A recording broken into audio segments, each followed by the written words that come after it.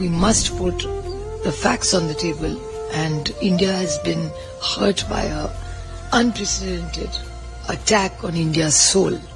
It's the incidents that happened in Pahalgam, which has shaken every Indian, because they were innocent Indians who were on vacation and were shot. These activities are connected to various non-state actors, but supported by, there's a group called the Resistant Front, the TRF, which is an outfit of the LET, the Lashkar-e-Toiba. And there is enough evidence that we all know, and most of you have been kind enough to even cover it, that the Pakistan government has deep connections with all of them.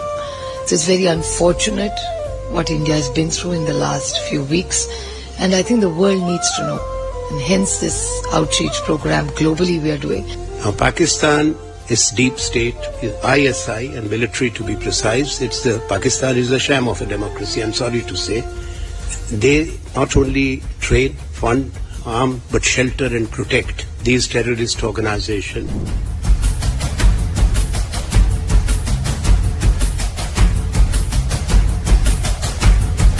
अगर भारत पे कोई हमला करेगा तो हर भारतीय एक साथ आतंकवाद के खिलाफ पूरी ताकत से लड़ेगा। हम अलग अलग राजनीतिक दलों से अलग अलग भाषाएं बोलते हैं, देश के अलग अलग क्षेत्रों से आए हैं, लेकिन वो विचारधारा, क्षेत्र, वो सब पीछे छोड़कर हम एक मंच पर एकजुट होकर भारतीय प्रतिनिधि मंडल के रूप में आए हैं, ताकि दुनिया को बता दे कि भारत आतंकवाद को सहन नहीं करेगा।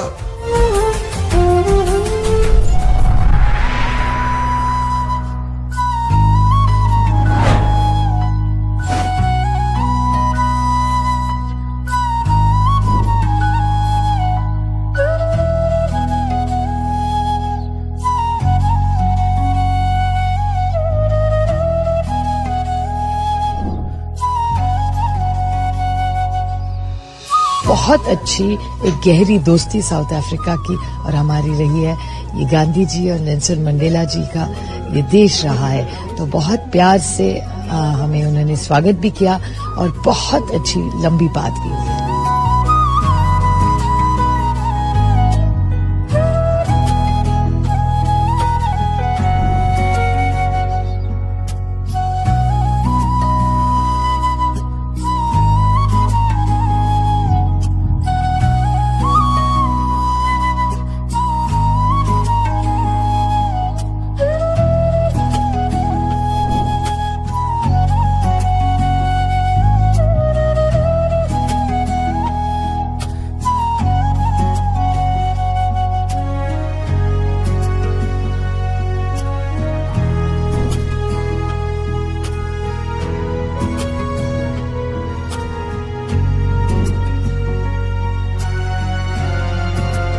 This delegation is led by our honorable colleague, Mrs. Supriya Sule, who is the floor leader of one of the opposition. I represent the principal opposition party in Parliament, and the way it has been constituted is to convey our national resolve.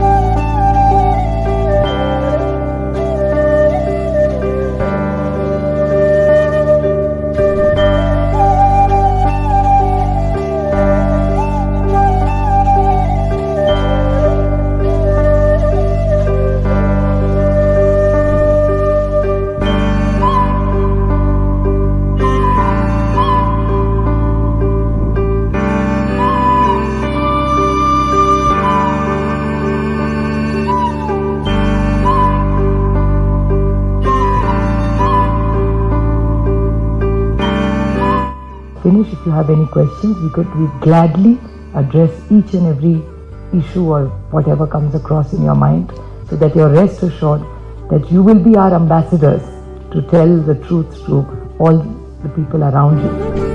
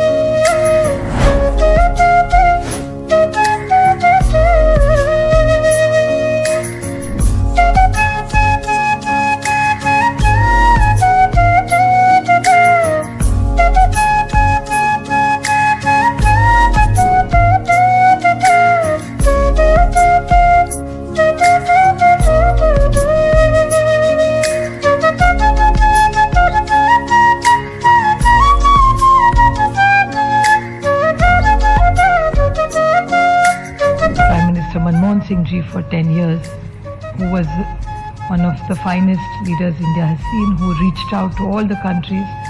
And as you are all aware, governance is continuity. So we have made sure that what Atal Bihari Vajpayee ji did as Prime Minister, Manmohan Singh ji, and now Prime Minister Modi ji. So the take home for us when we leave from Egypt is we are overwhelmed with the warmth, the friendship and the love that we have received in the last 2 days.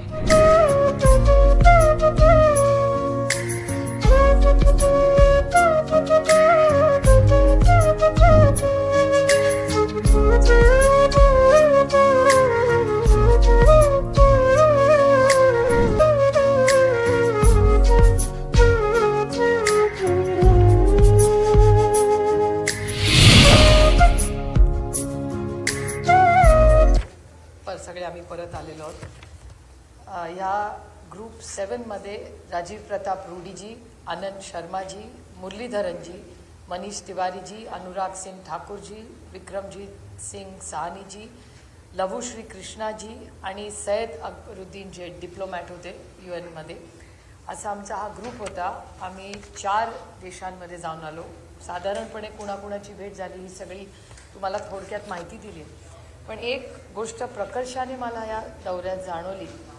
एक तर हे 4ही देश Qatar, south Africa, Ethiopia आणि Egypt यांच्या सगळी जी leadership आम्हाला भेटली त्या प्रत्येक लीडरशिपनी आवर्जून उल्लेख केला की पहलगामच्या या आतंकवादामध्ये ही 4ही देश ताकदीने भारताबरोबर उभे आहेत आणि जगात कुठेही आतंकवाद झाला तर आपण सगळ्यांनी एक राहिलं पाहिजे ही भूमिका आवर्जून त्या सगळ्यांनी मांडली.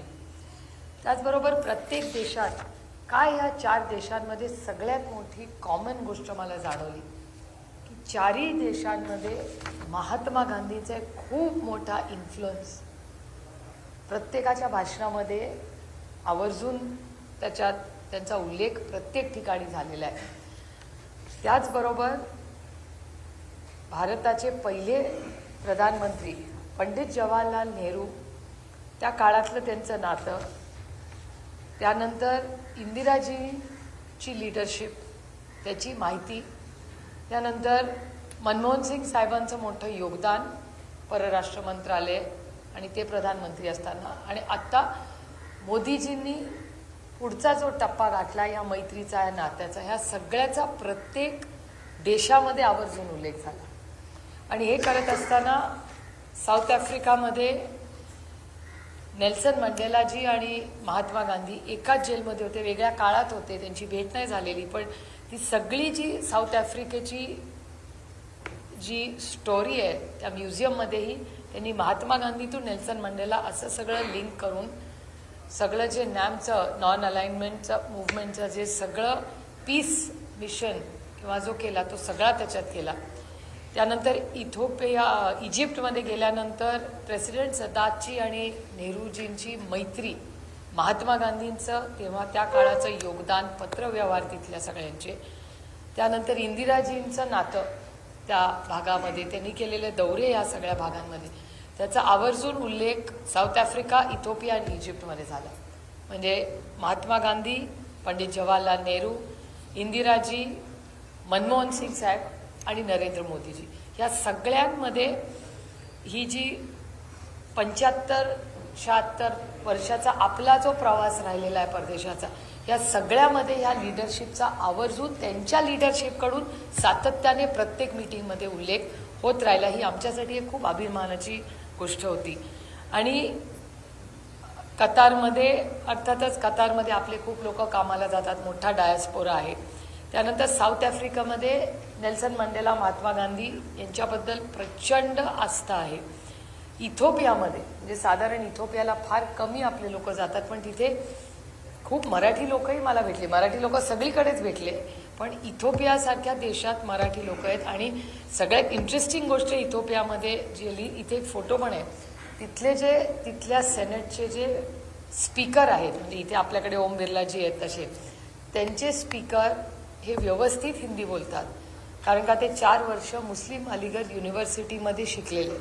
त्याच्यामुळे भारतातलं सगळं जिओ पॉलिटिक्स हे सगळं त्यांना माहिती होतं. त्याच्यामुळे अनेक लोक इथिओपियामध्ये तिथल्या ज्या युनिव्हर्सिटीज आहेत, तिथल्या युनिव्हर्सिटीजचे जे व्हाईस चान्सलर आहेत ते भारतीय आहेत. आणि सगळ्यात जास्त फुटफॉल कुठल्या राज्याचा आहे तिथे दिसून आला प्रकर्षाने, तो आंध्र प्रदेशचा दिसला. आंध्रांमधून खूप शिक्षक इथिओपियाला आजही आहेत. ते रेग्युलरली आंध्र प्रदेशमध्ये जातात आणि त्यांचा एक मोठा बॉन्ड इथे झालेला आहे. तिथली इथिओपियाची खूपशी मुलं आपल्याकडे शिकायला येतात, असे अनेक अनुभव आले. इजिप्तमध्येही तिथले अनेक असे लोक भेटले ज्यांना, आणि या इथिओपिया, साऊथ आफ्रिका, कटार आणि इजिप्तमध्ये फरक एवढाच आहे की इजिप्त आपल्यासारखं एक मोठं जुनं सिव्हिलायझेशन, आपली हिस्ट्री इजिप्तबरोबर सगळ्यात जास्ती मिळते, कारण का it's one of the oldest civilisations in the world. आणि कल्चरली आणि सिव्हिलायझेशनमध्ये ते जे इजिप्तचं आपलं नातं आहे, आणि तिथे आवर्जून पुन्हा मी म्हणते, महात्मा गांधी टू जवाहरलाल नेहरू टू इंदिराजी, मनमोहन सिंगजी आणि आता मोदीजी, ह्याची वारंवार इजिप्तमध्ये उल्लेख झाला, कारण का Egypt is also very uniquely placed in Jio politics. त्यामुळे या प्रत्येक देशामध्ये वेगवेगळे इश्यूज आहेत, चॅलेंजेस आहेत, पण आपलं नातं हे प्री इंडिपेंडन्सपासून या सगळ्या देशांमध्ये राहिलेलं आहे, स्पेशली साऊथ आफ्रिका, इथिओपिया आणि Egypt, pre independence to post independence.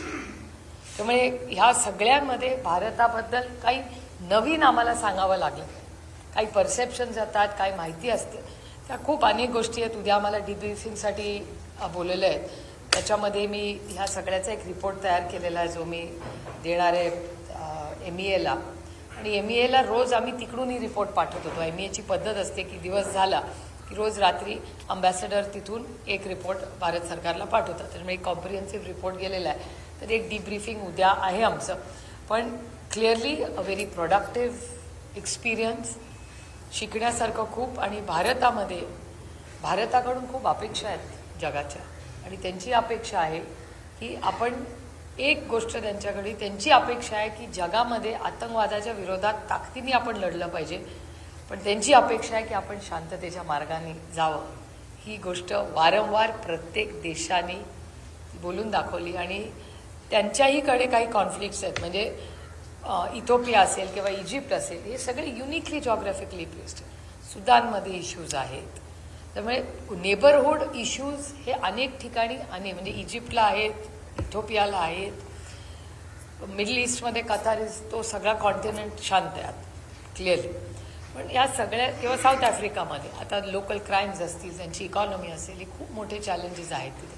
त्यामुळे प्रत्येक देशाचे वेगवेगळे विषय, पण बायलॅटरल ह्या झाल्याच पाहिजेत. आणखी बायलॅटरल बरोबर त्यांची अपेक्षा आहे की ट्रेडमध्ये अजून आपल्याला कसं वाढवता येईल नातं या सगळ्या देशांबरोबर. आणि सगळ्यात महत्त्वाची गोष्ट, आपला जो इंडियन डायस्पोरा आहे, त्या डायस्पोराचं अतिशय चांगलं गुडविल तिथे जाणवलं. म्हणजे आम्हीही त्यांना भेटलो किंवा बाकीच्या तिथल्या स्थानिक लोकांना भेटलो, तर ते सगळे कौतुकाने भारतीय लोक येऊन इकॉनॉमीला किती मदत करत आहेत आणि किती कष्टाळू आहेत याचा उल्लेख प्रत्येक देशामध्ये घेतला. म्हणजे आपल्या इंडियन डायस्पोराची नोंद तिथल्या स्थानिक सगळ्या नेतृत्वांनी कौतुक आणि अभिमान म्हणून केलेली. आणि त्यांची अपेक्षा आहे की बायलॅटरलमध्ये ट्रेड असेल, एज्युकेशन असेल, ॲग्रिकल्चर, फार्मास्युटिकल्स आणि parliament to parliament bilateral dialogue. त्यांचं म्हणणं आहे की आता तुम्ही एकदा आला आम्हाला आनंद आहे, पण आमची अपेक्षा आहे की असे रेग्युलर डेलिगेशन्स किंवा फ्रेंडशिप, म्हणजे दरवेळीच आपण नाही, त्यांनीही आपल्याकडे यायचं, आपण हा डायलॉग सेकंड टियर थर्ड टियरला पण चालू राहायला पाहिजे. आणि मग Indo Egypt group, parliament to parliament आणि मग ट्रेड टू ट्रेड असे काही फोरम्स आपल्याला करता येईल का, असं प्रत्येक देशामधून माहिती आलेली आहे. एकूण हा दौऱ्याचा असेसमेंट आमच्यापेक्षा तुम्ही जास्त करू शकाल आणि करावं क्रिटिकली. पण एकूण हे सगळ्या बाकीच्याही ग्रुप्सशी माझं बोलणं, सगळ्याच ग्रुप लिडर्सशी झालं, अनेक खासदारांशी झालं. साधारणपणे सगळ्यांचा फीडबॅक हाच होता की सगळ्यांच्या भारताबरोबर ताकदीने या पहलगामच्या आतंकवाद्यामध्ये जो हल्ला भारतावर झाला त्याचा ताकदीने सगळ्यांनी निषेध केला. आणि ह्या अडचणीच्या काळात सगळे आपल्याबरोबर आहेत याचा उल्लेख आणि ती साथ ही त्यांनी मीडियावरही सांगितलेली, आपल्या प्रधानमंत्र्यांना फोन करूनही सांगितलेली. आणि या सगळ्या डेलिगेशन्सला हे वारंवार सांगण्यात आलं की we strongly stand with India and we condemn any dastardly attack anywhere in the world. Thank you.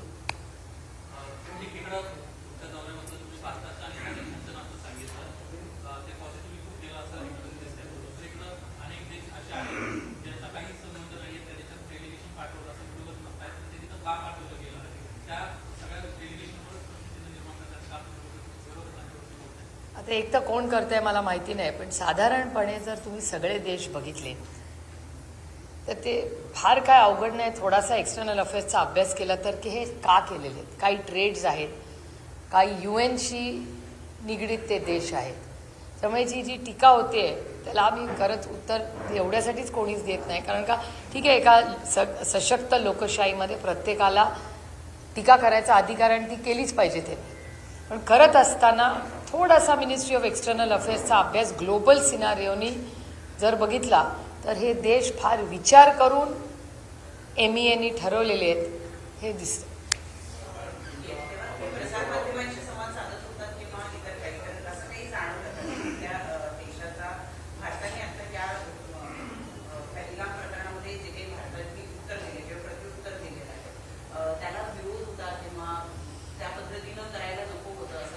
मला वाटतं एक रिॲक्शन म्हणून ते अपेक्षित होतं, पण डिएस्केलेशन केलं पटकन ह्याचंही खूप कौतुक झालं.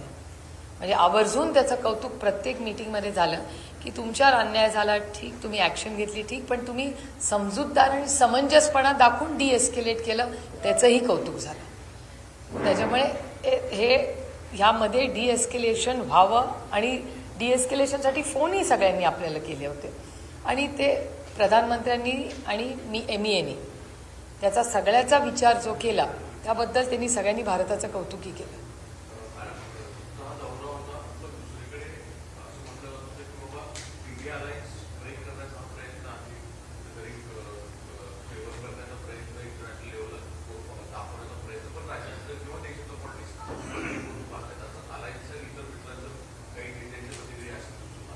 एक तर सगळ्याच पक्षाचे लोक त्याच्यात होते, असा कुठलाच पक्ष नाही ज्याचा नेता त्याच्यात नव्हता. इंडिया अलायन्सचं तुम्ही जर प्रश्न स्पेसिफिक त्या पत्राबद्दल विचारत असला तर त्या पत्राला आम्ही सही एवढ्यासाठीच केली नाही, कारण का मी त्यांना विनंती करत होते की मला डेलिगेशनमधून परत येऊ द्या. इमॅजिन की मी एकदा डेलिगेशनवर फिरतेय सरकारला बद्दल बोलायला आणि मी इथे भारतात म्हणायचं की नाही आम्हाला डिबेट पाहिजे. तर मी एवढंच काँग्रेस पक्षाला विनम्रपणे विनंती करत होते की 2-4 दिवस आहेत, आम्ही सगळे परत येतोय. आपण परत आलो आम्ही आणि त्यांच्याही पक्षाचे लोक होते ना प्रत्येक डेलिगेशनमध्ये, म्हणजे जे इंडिया अलायन्सच्या प्रत्येक पार्टनरचा डेलिगेट तिथे होताच. त्यामुळे माझी काँग्रेसला विनंती होती की एक 4-5 तारखेपर्यंत सगळे परत आले, सगळी डेलिगेशन्स परत येऊ द्या, परत आल्यानंतर आपण डिबेट मागूया.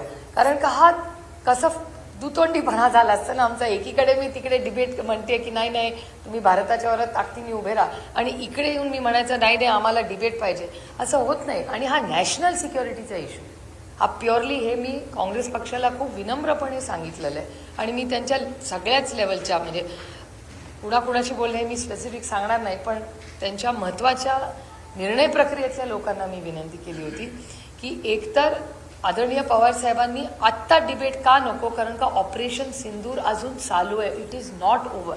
आणि ऑपरेशन सिंदूर चालू असताना आपण काही बोलणं आणि त्याचा डिबेट होणं आणि त्याच्यात इंटरनॅशनली तुम्ही ऑलरेडी बघताय की तुम्ही जर फॉलो करत असाल तर इंटरनॅशनली खूप ज्याला आपण इंग्रजीत डार्क नेट म्हणतो, डार्क नेटच्या थ्रू किती गोष्टी फ्लड होत आहेत आता, किती चुकीच्या माहिती सांगितल्या जातात सोशल मीडियावर. आम्हालाही तिथे काही लोकांनी तिथल्या इंटरनॅशनल मीडियाने गोष्टी दाखवल्या ज्याच्यात काही तथ्य नव्हतं. हार्ड क्वेश्चन्स होते मीडियामध्ये, असं काही नव्हतं की it was a rosy walk किंवा अगदी स्ट्रक्चर्ड तिथला, नॉट एट ऑल.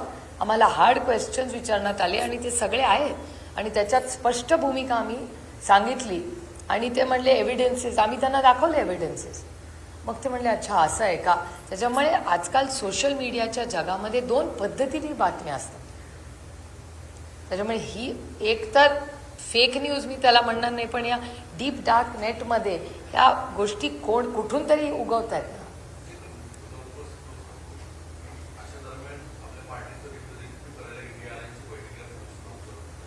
नाही ती meeting specifically for asking for parliamentary, ती अजेंडा काय होता इंडिया मीटिंगचा स्पेसिफिकली की we want a special session on this. मी लोकसभेची लीडर आहे त्या पक्षाची, मी परदेशात आहे, मी परदेशात हे सगळं डिफेंड करते आणि तेव्हाच मी सायमल्टेनियसली इथे मागायचं की डिबेट मागा. How is that possible. मग इतर मी तिकडे नव्हतं जायला पाहिजे जर मला हे हवं होतं तर. I have shown trust and faith in my country. मी माझ्या देशासाठी तिकडे गेले होते, मी कुठल्या सरकारसाठी गेले नव्हते, मी भारतीय म्हणून ऑल पार्टी डेलिगेशनमध्ये गेले होते.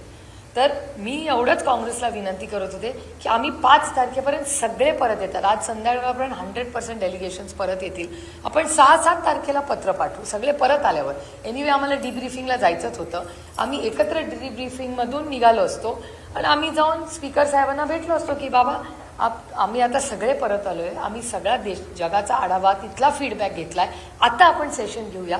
कारण का जगाचं पण आपल्याबद्दल काय परसेप्शन आहे हे कळलं पाहिजे. तर आपण आता जाऊया आणि भेटूया लोकांना.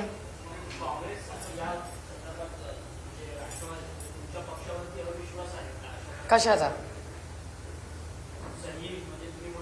नाही मला डायरेक्टली माझी सही मागितली होती. आम्ही एक स्ट्रॉंग लाईन आदरणीय पवार साहेबांनी घेतली होती की जेव्हा नॅशनल सिक्युरिटीचा इंटरेस्ट येतो, जेव्हा देशाची वेळ येते तेव्हा देश पहिला, मग राज्य, मग पक्ष आणि मग कुटुंब. त्यामुळे देशाच्या बाबतीत no compromise on any national security, out of the question. म्हणजे आम्ही कुठल्याही बाजूला असलो तरी आमची ही लाईन देशाच्या हितासाठी असेल, तीच लाईन आम्ही इंटरनॅशनल इश्यूज आणि नॅशनल इश्यूजसाठी घेणार. त्याच्यात मला काही गैर वाटत नाही. काय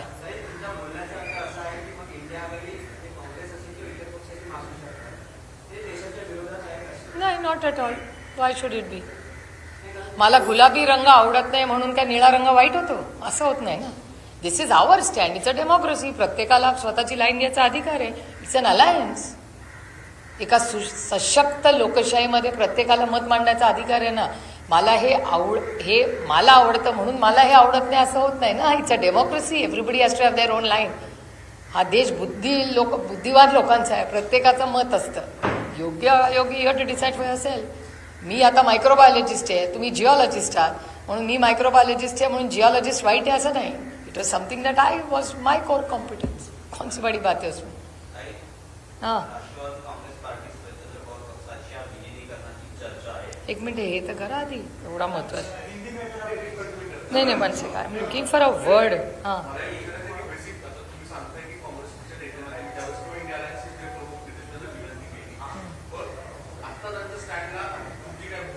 कशाला?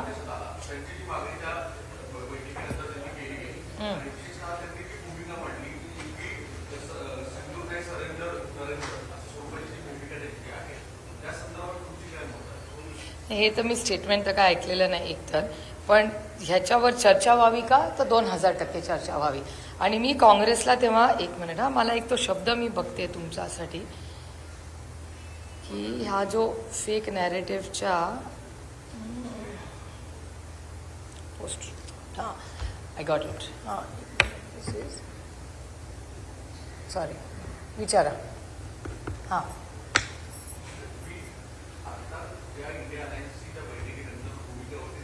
आता जर इंडिया अलायन्सनी मीटिंगनी आल्यानंतर आता सगळे लँड झाल्यावर घेतली तर 2000% मी त्याच्यात जाईन. जी चर्चा झाली त्याच्यावर आम्ही चर्चा मागू आणि सेशन जेव्हा होईल हे मी काँग्रेस पार्टीला स्पष्टपणे ऑन रेकॉर्ड पत्र लिहून सांगितलेलं आहे की आम्ही आल्यानंतर जेव्हा सेशन होईल तेव्हा ताकदीने ह्या सरकारला हार्ड प्रश्न, हार्ड क्वेश्चन्स याची उत्तरं द्यावी लागणार आहेत. नॅशनल सिक्युरिटीचा इश्यू एका बाजूला आहे, पण इंटरनल सिक्युरिटीबद्दल चर्चा ही आम्हीचीही मागणी असणार आहे. आणि भारत सरकारचा आता किरण रिजिजू म्हणाले की मला वाटतं 21 का 22 जुलैला सेशन सुरू होईल. आमची पहिल्याच दिवशी मागणी होईल की ऑपरेशन सिंदूर, पहिलं Pahalgam attack followed by operation Sindoor ह्याच्यावर सरकारने ऑफिशियल स्टेटमेंट करावं. ही अर्थातच आमची मागणी असेल, कारण का government must make the stand clear.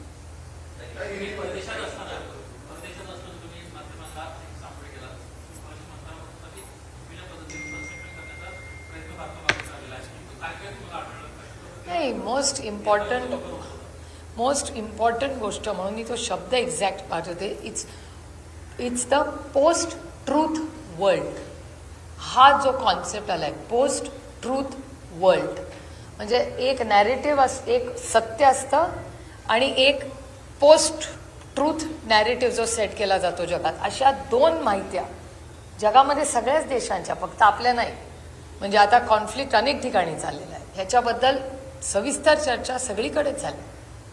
प्रत्येक देशात आम्ही जेव्हा जेव्हा गेलो तेव्हा त्या एरियाचा, त्या कॉन्टिनेंटचा जो कॉन्फ्लिक्ट होता त्याच्यावर सविस्तर चर्चा आमची झाली. त्याच्यामुळे हा जो फेक नॅरेटिव्ह सेटिंगला आपण फेक नॅरेटिव्ह आपल्याकडे म्हणतो, तो पोस्ट ट्रूथ वर्ल्ड जे आहे हे इंटरनॅशनली हा शब्द सगळे तिथे वारंवार वापरत होते आणि तो डेटाही आमच्याकडे आला बराचसा, जो पूर्णपणे चुकीचा होता, खोटा होता.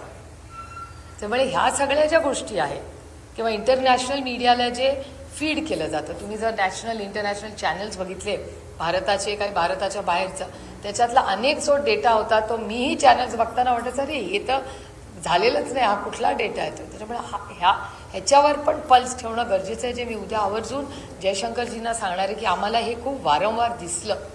ते आपले चॅनल्स नाही आहेत, परदेशातले चॅनल्स आहेत, पण ते टॅप करून ते काय माहिती देत आहेत जी चुकीची आहे ते पण आपल्या त्याच्यावर थोडंसं आपण लक्ष ठेवणं गरजेचं आहे मला वाटतं. आणि सोशल मीडियाच्या नुसत्या चॅनल नाही.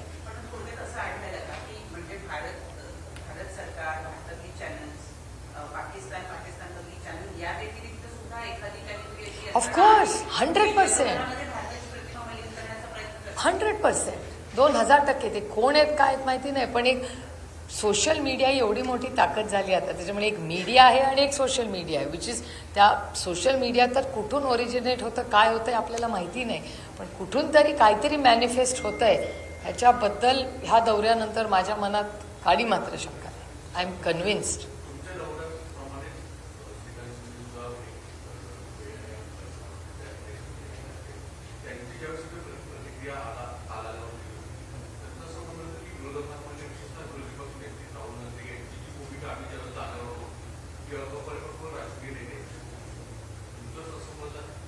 नाही, माझ्या 4ही देशांमध्ये हा प्रश्न आम्हाला कोणी विचारलाही नाही, हा चर्चेलाही आला नाही, कारण का तो इश्यूच नव्हता त्याच्यात. आणि माझ्याबरोबर काँग्रेस पक्षाचे अतिशय 2 एक्सपिरियन्स्ड तज्ज्ञ होते एक्सटर्नल अफेअर्सचे, आनंद शर्माजी आणि मनीष तिवारीजी. ते दोघं म्हणजे absolute experts on world Jio politics. त्यामुळे ते दोघं असल्यामुळे आमच्या ग्रुपमध्ये ते तज्ज्ञच आहेत एक्सटर्नल अफेअर्समध्ये. त्याच्यामुळे आणि आमचा ग्रुप इतका टाईट होता, त्याच्यामुळे BJP, Congress, UPA, India alliance हा विषयच आला नाही 11 दिवस कुठे. आणि आम्ही येऊही दिला नाही. We made sure the ship was very tight. त्याच्यात कुठेही टचवूड म्हणजे या सगळ्यांचा मनाचा मोठेपणा, कारण का एवढे तज्ज्ञ म्हणजे राजीव प्रताप रूडी तर 7 वेळाचे खासदार आहेत, अनेक वर्ष. माझ्या एवढं हेवी डेलिगेशन होतं, 5 त्याच्यातले कॅबिनेट मंत्री आहेत, अनेक वर्ष भारत सरकारमध्ये राहिलेले. त्यामुळे त्यांचा सगळा अनुभव जेव्हा आम्ही या मोठ्या नेत्यांना भेटत होतो आणि क्लिअरली म्हणजे 11-12 दिवसात मी भारतीय जनता पक्ष आणि काँग्रेस दोन्हीच्या नेत्यांचे मनापासून आभार मानले पाहिजेत, कारण का त्याच्यात जणू काय आम्ही सगळे एक भारतीय एका मिशनवर, we were all rowing in the same direction. त्याच्यामुळे आमच्या कुठल्याही याच्यामध्ये कुणाबद्दलही कुणाच्याही नेत्यांबद्दल नाही, दोन्ही बाजूच्या कुठेही कटुता नाही, लूज कॉमेंट नाही, नथिंग, ॲब्सोल्युटली नॉट. त्याच्यामुळे it was a very pleasurable. आणि जिथे आम्ही जात होतो प्रत्येक देशातले मोडतो तिथले स्पीकर, तिथले खासदार, तिथले मंत्री आम्हाला म्हणायचे माय गॉड, हे all party delegation is so much in tune with each other. कारण का ते जेव्हा आमच्याशी बोलायचे तेव्हा ते ट्युनिंगमध्ये, आणि आम्ही ग्रुप म्हणून ठरवून विषय बोलवायचो की आता तुम्ही हे बोला, आम्ही हे बोला. कारण कसं आहे, रेपिटेटिव्ह पण पॉईंट होता, कारण त्या माणसाचा वेळ महत्त्वाचा असतो. 40-50 मिनिटात आपला सगळा देशाचा अजेंडा तिथे व्यवस्थितपणे आपल्याला मांडायचा असतो. So it's a very good and effective team work and of such expertise. त्याच्यामुळे माझं भाग्य की आमचा हा group was a very professionally group. हो, ॲब्सोल्युटली. रोज सकाळी ब्रीफिंग, ॲब्सोल्युटली. रोज सकाळी आम्ही ब्रेकफास्टला ब्रीफिंग करायचो एकामेकाला, कोण कुठल्या मीटिंगमध्ये बोलणार. These are high level decorate. अरे तू पण बोल, अरे तू पण, असं होत नाही ना. त्याच्यामुळे दिवसभराचा जेव्हा समजा 4 मीटिंग्स असल्या तर आम्ही ठरवायचो पहिला, दुसरा, तिसरा, चौथ्यात मीटिंगमध्ये कोण बोलणार, काय बोलणार. आम्ही नोट्स करायचो. रोज सकाळी ब्रीफिंग घ्यायचो एकत्र ॲज अ टीम. आणि कधीही म्हणजे हे मला खरंच आवर्जून याचा उल्लेख केला पाहिजे, 11 दिवस आम्ही फिरलो. 11 दिवसात कधीही असा एक कुठलाही क्षण आला नाही ज्याच्यात UPA वर्सेस NDA असं कधी जाणवलंही नाही. आम्ही भारतीय आहोत. पहलगाममध्ये जो हल्ला झाला तो भारतावर अन्याय होता. तुम्ही आमच्याबरोबर ताकदीने उभं राहा. आतंकवाद मिटवण्यासाठी आपण एक जग म्हणून, जगासाठी आपण एकत्र कामाला लागूया, ही भावना पहिल्या दिवसापासून 11व्या दिवसापर्यंत त्याच्यात सातत्य होतं.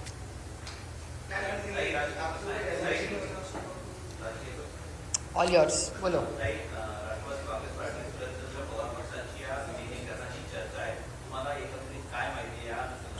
एक तर मी 11 दिवसांनी आले, त्याच्या आधी 2 दिवस ब्रीफिंग. मी 13 दिवसांनी भारतात आले.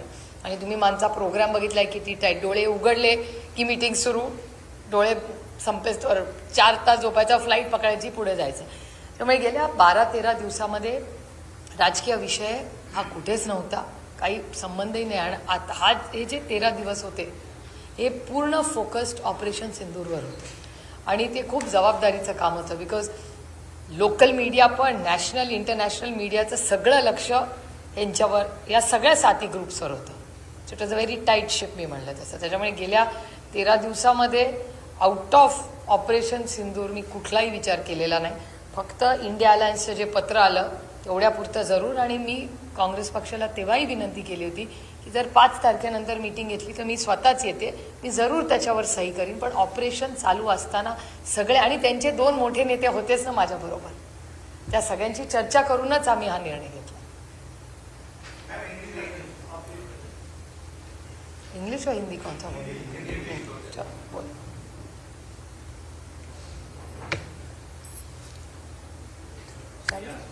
Whatever you say, however you want it.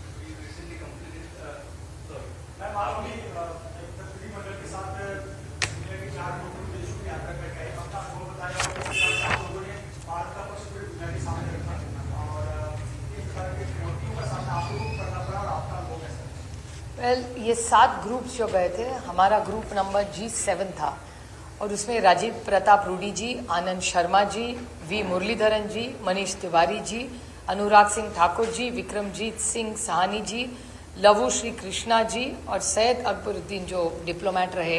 ये ऐसा हमारा ग्रुप था. हम कतार, साउथ अफ्रीका, इथोपिया और इजिप्ट, हम 4 देशों में गए थे.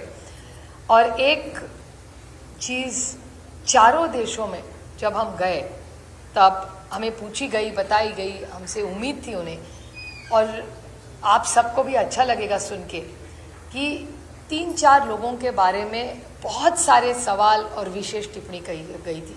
उसमें सबसे बड़ा नाम ये महात्मा गांधी जी का था.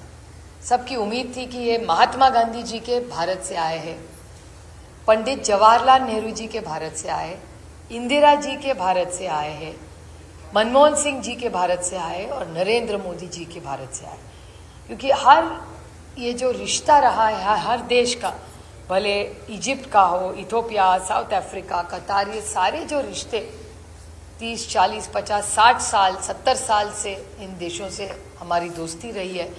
और उसकी शुरुआत महात्मा गांधी जी से हुई है। जब हम साउथ अफ्रीका गए तो साउथ अफ्रीका में हो या इथोपिया में हो या इजिप्ट में हो, हर जगह उनकी अपेक्षा थी कि हम भारत महात्मा गांधी जी के ही विचारों से आगे चलना चाहिए।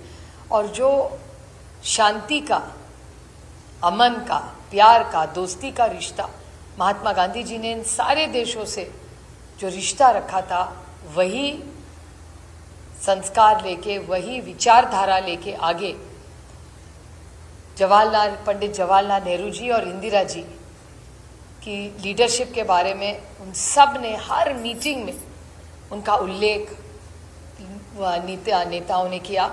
और उसके बाद आज जो नरेंद्र मोदी जी है हमारे प्रधानमंत्री, और उस रिश्ते का, उनकी दोस्ती का, वो जब उस देश में गए, नहीं तो उस देश के प्रेसिडेंट्स या प्राइम मिनिस्टर्स हमारे यहाँ हैं, उसके बारे में उनकी बहुत सारी अपेक्षा है कि बायलैटरल टॉक्स हो, ट्रेड हो, एग्रीकल्चर हो, इस सब में और ज़्यादा दोस्ती और रिश्ते गहरे होने चाहिए।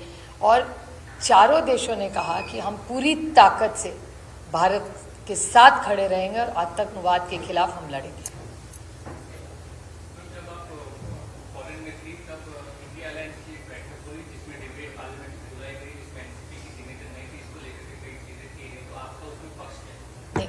मैंने बड़ी विनम्रता से कांग्रेस पार्टी को विनती की थी कि ऑपरेशन सिंदूर के 7 गठ आज देश के बाहर है, और जिस ग्रुप में मैं थी उसमें कांग्रेस के 2 वरिष्ठ नेता भी थे। तो मैंने कांग्रेस के वरिष्ठ नेता जिनसे मेरी बात हो रही थी लगातार, उनको मैंने विनती की थी, हम लोग 5 तारीख को सारे ग्रुप्स वापस आ रहे हैं, अभी हम ऑलरेडी प्रोग्राम में हैं, तो हमें आप वापस आने दीजिए, क्योंकि थोड़ा कॉन्फ्लिक्ट होता है। वहाँ हम पूरी ताकत से भारत के बारे में देश में बोल रहे हैं, और यहाँ हम उस पर एक सेशन मांग रहे। तो मेरी उनके विनती थी कि हमें वापस आने दीजिए, जिस दिन वापस आएंगे दूसरे दिन ही आप इंडिया अलायंस की एक मीटिंग रखिए और उसके बाद इस पर चर्चा हो सकती है। और मैंने उनको कहा भी था कि हम जब वापस आएंगे और जब सेशन होगा तो ज़रूर इंडिया अलायंस के साथ पूरी ताकत से हम खड़े रहेंगे। डिबेट में जो सवाल पूछ रहे हैं ज़रूर पूछेंगे, लेकिन पवार साहब का कहना पहले दिन से था कि जब ये जो फॉरेन इश्यूज होते हैं, नहीं तो नेशनल सिक्योरिटी का इशू होता है, तो नेशनल सिक्योरिटी में हमने जो भी जिसी की भी सरकार हो, उस सरकार के साथ पूरी ताकत से खड़ा रहना चाहिए। और आपको याद होगा जब ऑल पार्टी मीटिंग हुई थी, उस ऑल पार्टी मीटिंग में यही कहा था और सब ने कहा था, एक स्वर में कहा था।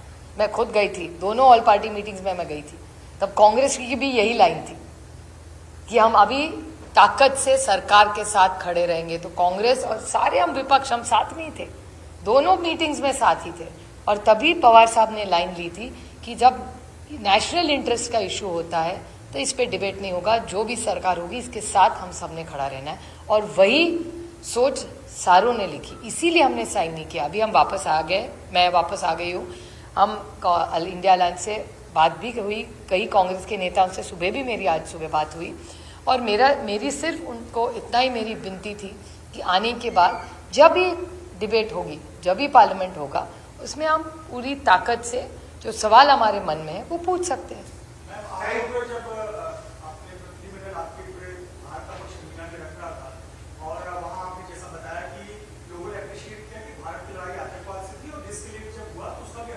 बिल्कुल। लेकिन भारत में इसके विपरीत राहुल गांधी अलग-अलग सभाओं में खुलकर ये कह रहे कि मोदी ने तो सरेंडर कर दिया, ट्रंप के आगे झुके, इस प्रकार के बयान की क्या मायने? मैंने तो ये बयान सुने नहीं, तो उस पर मैं नहीं बोल सकती क्योंकि मैं कल ही रात को आई हूँ। लेकिन इतना बड़ी विनम्रता से मैं कह सकती हूँ कि डी एस्केलेशन के बारे में बहुत सराहना भारत की हुई है। लोगों ने कहा कि आपने रिएक्शन किया, वो भी ठीक था, लेकिन it was very proportionate, it was non-escalatory and it was proportionate and it was very very selective।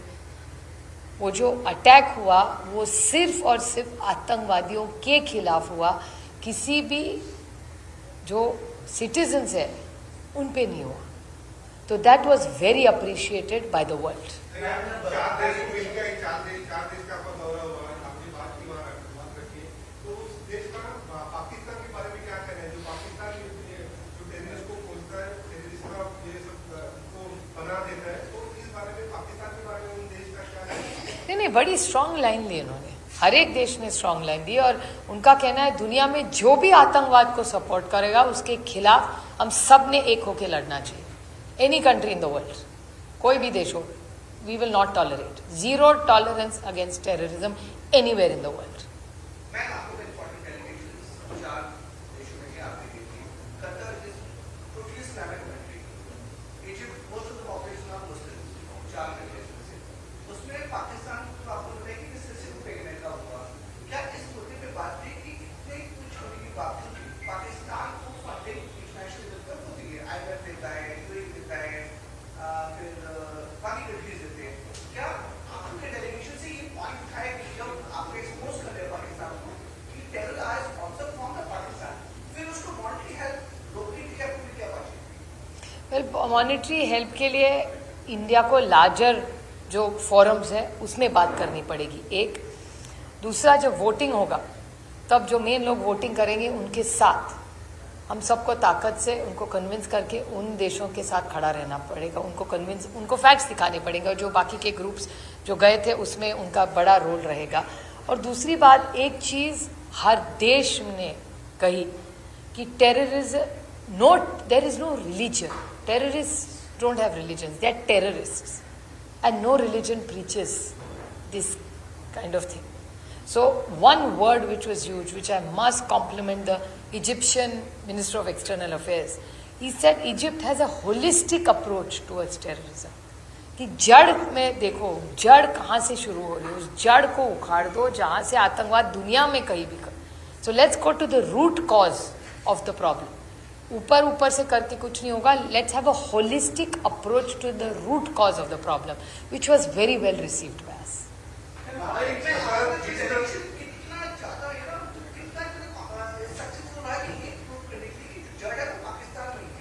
नहीं, वो तो डेटा ही था ना. जो डेटा आप सबने आपके चैनल्स पे दिखाया है वही तो डेटा हम दिखा रहे थे. It is obvious. Well, time will tell. This is only the first foot in the door to convince. Plus the biggest thing is obviously they are convinced, नहीं तो हमको एंटरटेन ही नहीं करते. वन, और दूसरी बड़ी बात है कि in all these countries have strongly condemned Pahalgam. Egyptian Prime Minister Sisi called Prime Minister Modi and said we are with you very strongly. Their MEA called our MEA Dr. Jaishankar ji not once but twice to reassure कि हम आपके साथ हैं, Egypt आपके साथ है. Same thing in Qatar, same thing in Ethiopia and same thing in South Africa. So the fact that they have already spoken to our leadership, plus they've had meetings with us, they have reassured us.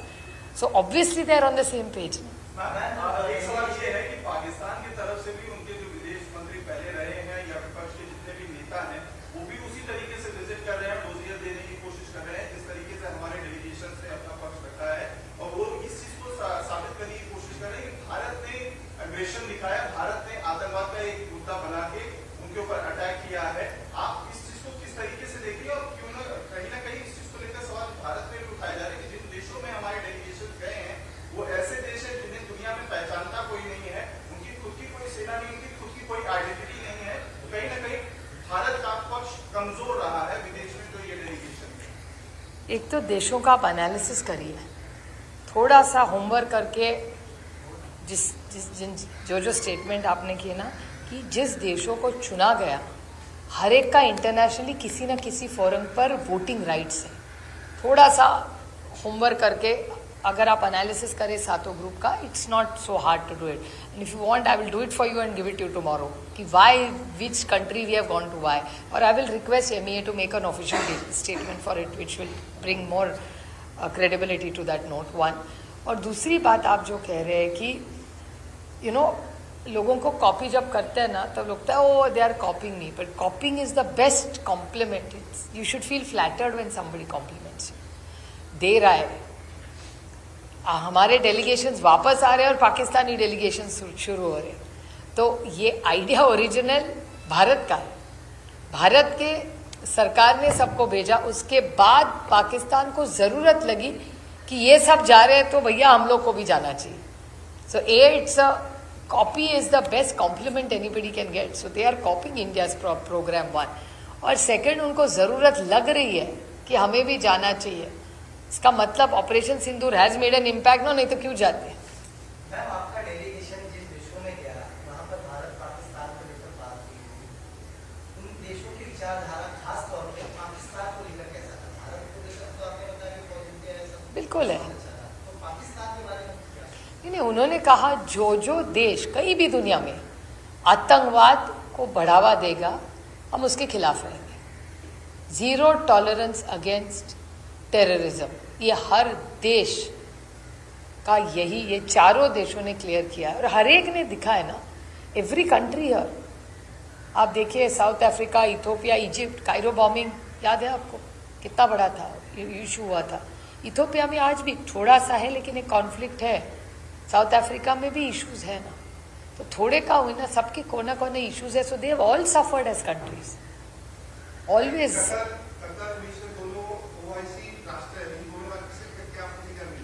क्या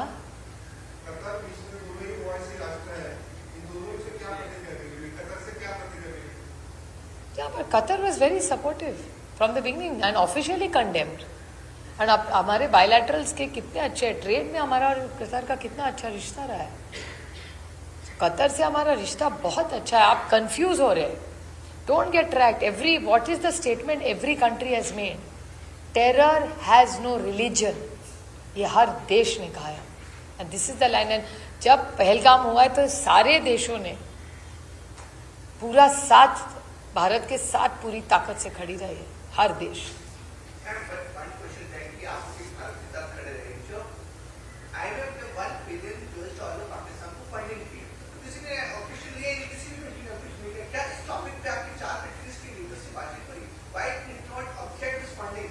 See, that funding has happened, we cannot object. We have to object at IMF. And that's the place where we have to. अभी इनको पूछने से कोई मतलब नहीं है. We have to go to IMF. And India has to go to the concerned people in IMF there and talk to them. मतलब अभी देखिए आप, मैं सिंपल सा आपको उदाहरण दूँ. अभी महाराष्ट्र में एजुकेशन में कितना प्रॉब्लम हो रहा है. Central government is pushing an agenda of the new education policy. अभी मैं सोशल जस्टिस मंत्री को जाके बोलूं भैया तुम्हारे एजुकेशन पॉलिसी का, he will say wait the minister is there, you please speak to him. So we need to now target a program for IMF and anywhere where Pakistan is getting loans for all the wrong reasons. Those are the agencies we need to address now. This was a more of a reality factual position of India.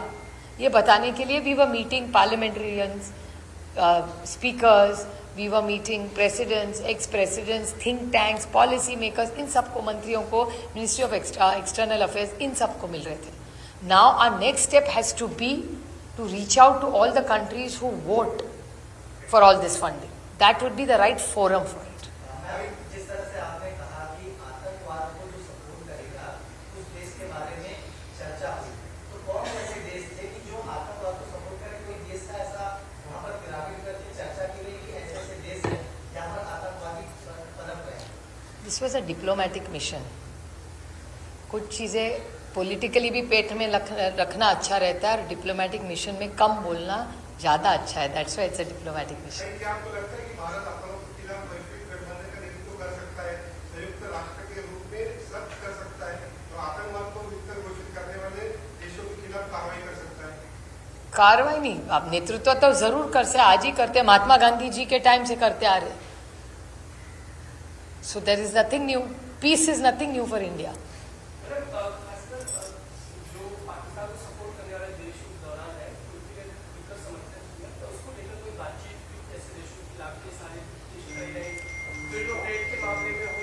No trade, see by, ये सारे देशों ने भारत के साथ bilateral improve कैसे करना है, but trade, culture, education is a huge soft power. मैंने देखा इथोपिया में, आई वाज शॉक्ड. आप सोचिए वहाँ का स्पीकर अलीगढ़ यूनिवर्सिटी में पढ़ा हुआ है, बहुत सारे वहाँ के लीडर्स हैं जो आज लीडरशिप में हैं. वो सारे भारत में पढ़ाई किए हुए, 4 साल 5 साल भारत में रहे हुए. So these are all various levels we have to work with. No, nobody specifically talked about any country. Nobody specifically criticized. They are very clear about one thing कि जो जो आतंकवाद करेगा उसके खिलाफ दुनिया ने साथ में उसके खिलाफ लड़ना चाहिए.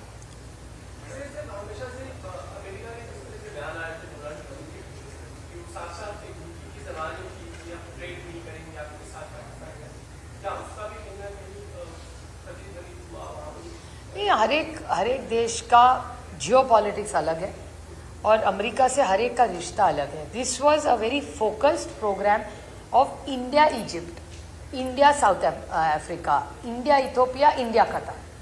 तर our role was very limited. The mission we were on was very, the scope was very limited and it's a diplomatic mission. तो यहाँ यू नहीं कर सकते उसमें. It's a very focused. जब आप मैथ्स का पेपर देते तो मैथ्स ही लिखना है, उसमें ज्योग्राफी नहीं लिख सकते.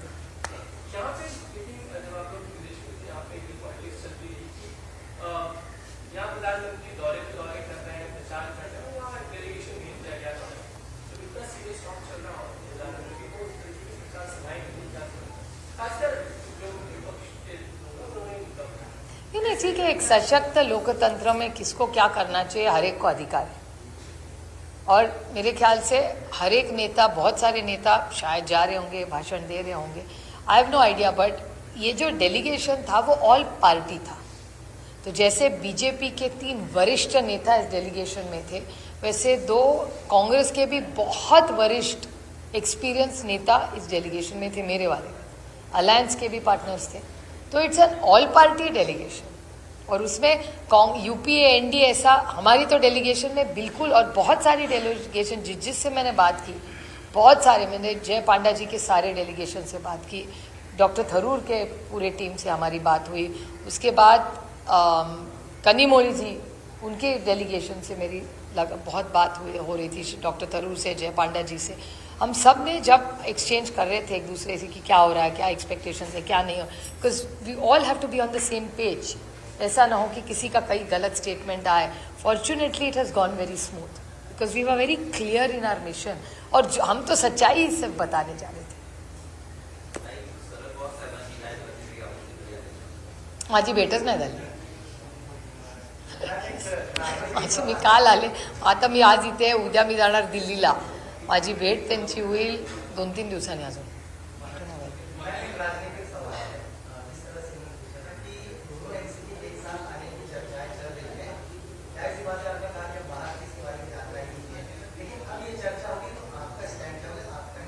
जो पार्टी का स्टैंड होगा वो मेरा स्टैंड होगा. मेरा अलग थोड़ी है, हो सकता है. जो पार्टी का स्टैंड होगा वही होगा. और मुझे एक बात ज़रूर लग रही है कि बहुत सारी चीज़ें ऐसी मेरी लाइफ के भी बारे में है जो मैं मीडिया में सुनती हूँ. So I am quite sometimes amused कि ये सब कब हुआ. सो ये सब होता रहता है. It keeps you entertain. And one thing I will tell you, अच्छा, पवार साहब हमेशा कहते अच्छा या बुरा, अपना नाना मार्केट में चलता है ना, चलने दो, कोई फर्क पड़ता है क्या.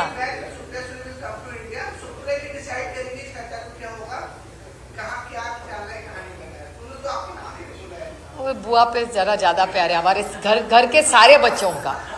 बुआ इज क्वाइट पॉपुलर.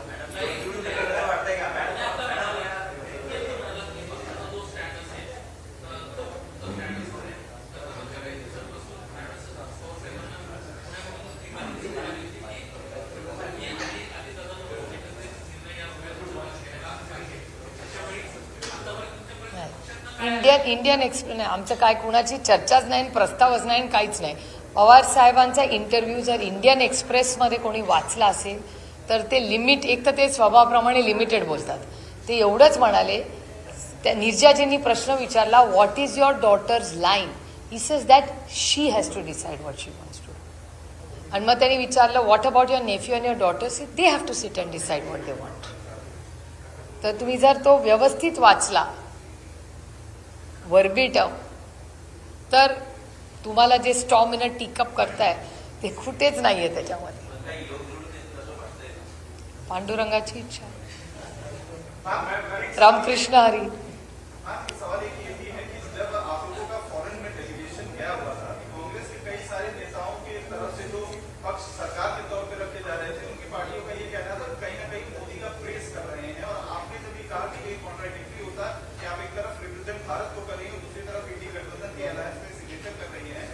इस तरीके की कंफ्यूजन अगर है तो कहीं ना कहीं आपको नहीं लगता कि इंडिया अलायंस भारत में जिस तरीके की इस ऑपरेशन ये इंडिया अलायंस का इशू ही नहीं है. It's a internal issue of the Congress party, nothing to do with us.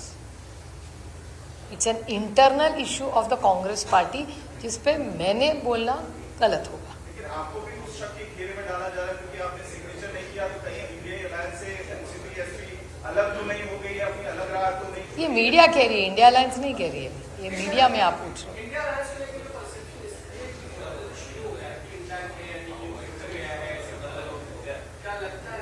You will see in the next few days. अभी दिल्ली में 8-10 दिन में मीटिंग हो जाएगी. You will see us in it. What is the problem?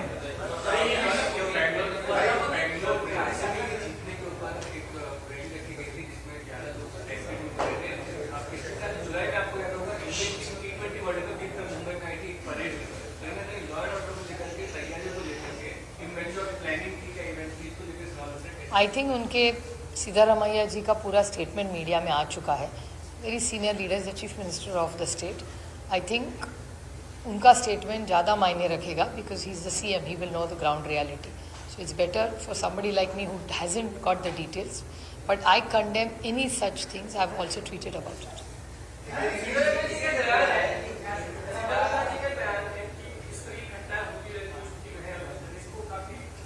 Did he say that? छोटी बोला उन्होंने.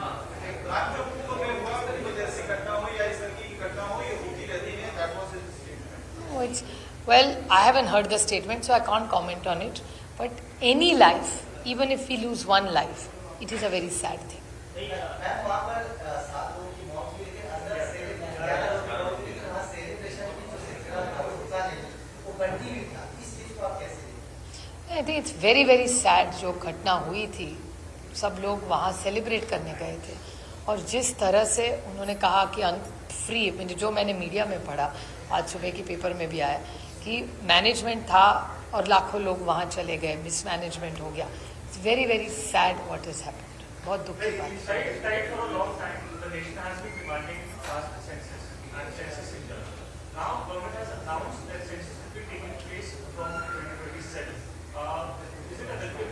Of course, it's something we've asked for, and the government needs time for budgeting. It's a process.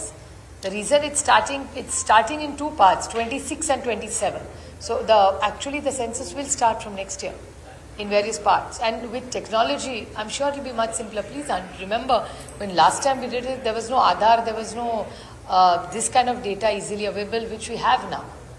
So I think it will be a much smoother process to do, and much easier, and less people will be used because of technology is what I feel.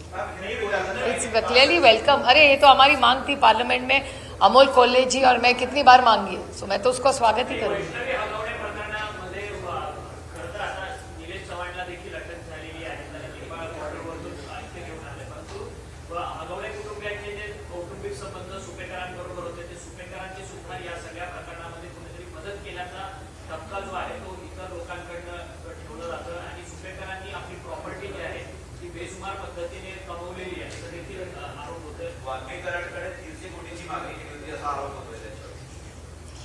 तुम्हाला खरं सांगू, महाराष्ट्रामध्ये या 2-3 cases ज्या झालेल्या आहेत ती अतिशय दुर्दैवी आणि धक्कादायक आहे.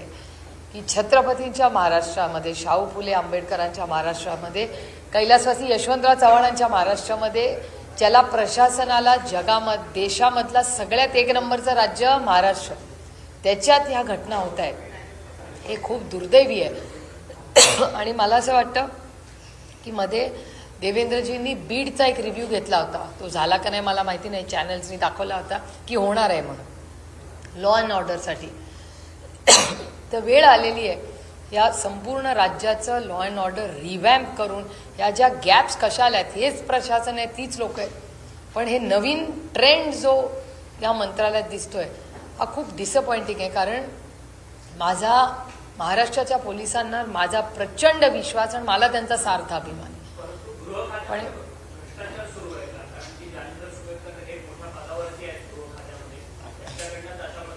नाही, याची इन्क्वायरी झाली पाहिजे. याच्यासाठी नुसती SIT नाही, CBI ED लावा त्याच्यामध्ये.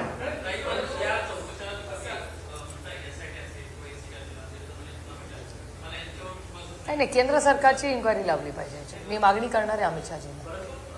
बेसुमार पद्धतीने पैसा कमवणे आणि त्याच्यानंतर हरवणी कुटुंबियांना मदत करणे हे सगळे आरोप सुपेकरांवरती होतात. तरी सुपेकर देखील अजून देखील शासकीय सेवेमध्ये आहेत आणि सुपेकरांचे मेहुणे असलेले खडक पोलीस स्थानकाचे जवान पी आहेत त्यांच्या देखील संपत्तीमध्ये मोठ्या प्रमाणात वाढ होते. म्हणजे लागेबांधे संपूर्ण नातेवाईकांना. एक तर महाराष्ट्र सरकारचा नियम आहे की तुमची प्रॉपर्टी तुम्ही डिक्लेअर केली पाहिजे, हा नियम आहे. त्यांनी ती केलेली नाही आहे, हे दुर्दैव आहे. आणि ह्याची माहिती पुणे ग्रामीणचा एक रिपोर्ट आहे, तुमच्या चॅनलने आज सकाळी दाखवलेली बातमी, की त्यांनी बातमी जी द्यायला त्यांनी जे रिपोर्टिंग करायला पाहिजे एक तर ते केलं नाही. जेव्हा पुणे पोलिसांना माहिती मागितली तिथूनही पूर्णपणे माहिती आली नाही. ही पत्रकारांनी काढलेली माहिती आहे. तर हे पत्रकारांचं कौतुक केलं पाहिजे की हे सगळ्या ज्या गोष्टी आहेत, इलिगल गोष्टी चाललेल्या आहेत, ते या राज्यातले पत्रकार एक्सपोज करत आहेत. तर खरं पत्रकारांचं कौतुक केलं पाहिजे. पण ह्या गोष्टी ज्या होत आहेत त्या चुकीच्या आहेत आणि याची मला असं वाटतं त्यांना एका लॉंग लीव्हवर पाठवायला पाहिजे, इन्क्वायरी पारदर्शक व्हावी म्हणून. त्याच्यामुळे त्यांनी म्हणजे खरं तर त्यांना म्हणजे जबाबदारीवरून मुक्तच केलं पाहिजे माझं मत आहे. पण जर काही प्रोसेस, शेवटी देश प्रोसेसनी चालतो, संविधानाने चालतो, आपल्या मनमर्जीनी चालत नाही आणि process rules are made to be followed. त्याच्यामुळे त्यांना लॉंग लीव्हवर पाठवून एक सविस्तर इन्क्वायरी तातडीने झाली पाहिजे. बघा, कार्यक्षम अकार्यक्षम म्हणणारा मला अधिकार नाही आहे, पण data speaks louder than words.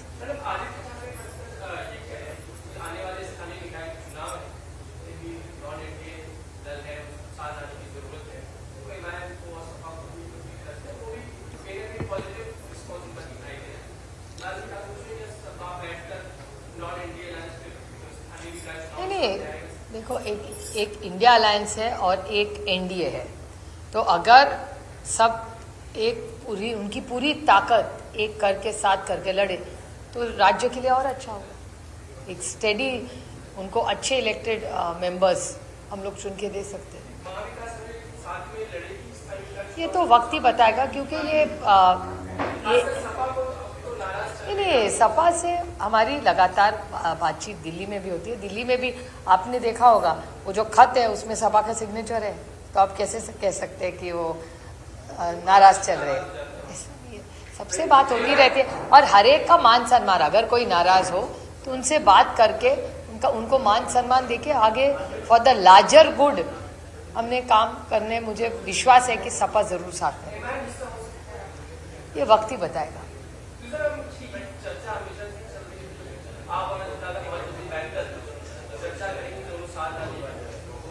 कोई प्रस्ताव ही नहीं है, कोई किसी से बात भी नहीं है. It's all storm in a tea cup.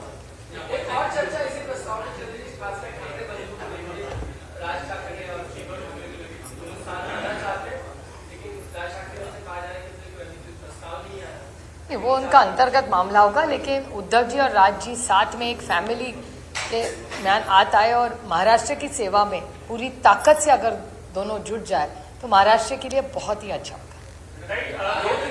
दो दिनों में देश में बकरीद का त्योहार मनाया जाएगा, लेकिन इसके आसपास राजनीति देखने को मिली. एक पक्ष कहता है कि ऐसे त्योहारों को बैन कर देना चाहिए, एनिमल सैक्रिफाइसेस बैन कर देना चाहिए. वहीं आदित्य ठाकरे का बयान आता है कि हमें ये लोगों को सिखाने की जरूरत नहीं है कि किस त्योहार में क्या बैन करना चाहिए, हर त्योहार को टारगेट नहीं करना चाहिए. ये सरकार का काम नहीं है. सरकार को इंफ्रास्ट्रक्चर और अन्य फैसिलिटीज पर ध्यान देना चाहिए. आप सभी को नहीं करना चाहिए. नहीं, मेरे ख्याल से इस सारे मामलों में आरएसएस के जो माननीय भागवत जी है, उन्होंने उनको सबको एक बार सिग्नल दिए, एक नहीं 2 बार बोल चुके हैं.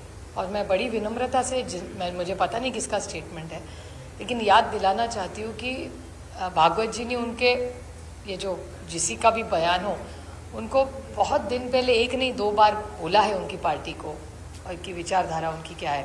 तो एक बार भागवत जी एक बार उनको बोले, तो उनके कहने के बाद भी ऐसे उठन पटन कुछ बोल रहे होंगे, तो I see no reason to talk.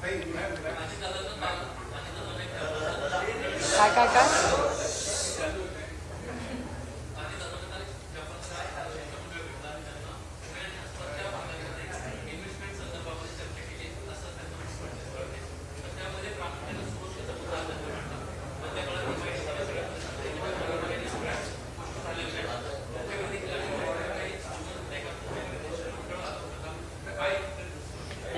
ही गोष्ट पुण्याच्या MIDCच्या अनेक कंप्लेंट झालेल्या आहेत आणि पुणे जिल्ह्यामध्ये तुमचा सगळ्यांचे चॅनल्स वारंवार दाखवतात and I go by data. मी कधी उगाच उठसूट आरोप करत नाही, मी डेटा ड्रिव्हन बोलते.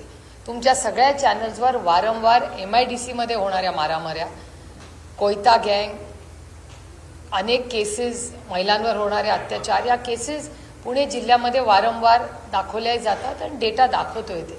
त्यामुळे ही जे पुण्यामधल्या MIDCमध्ये ह्या गोष्टी होत आहेत त्याचा मी जाहीर निषेध करते. आणि सगळ्यात महत्त्वाची गोष्ट की इन्व्हेस्टमेंट्स यायच्या असतील कुठल्याही राज्यामध्ये तर ह्या राजकीय हस्तक्षेप, राजकीय हा जो त्रास इन्व्हेस्टर्सला दिला जातो तो थांबला पाहिजे.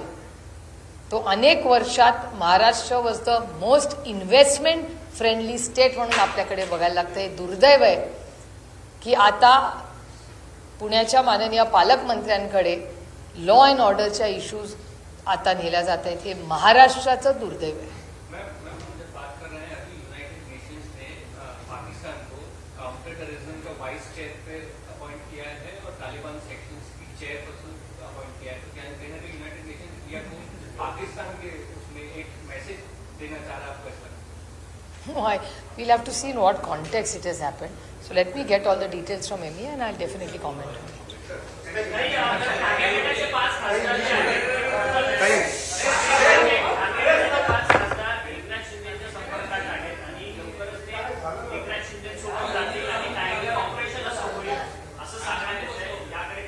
मला नाही येतं, मी तुमच्याचकडून ऐकते. मी तुमच्याचकडून ही गोष्ट ऐकते. झालं? थँक्यू. कशाच्या? अरे आता नाही, आता झालं पावणे.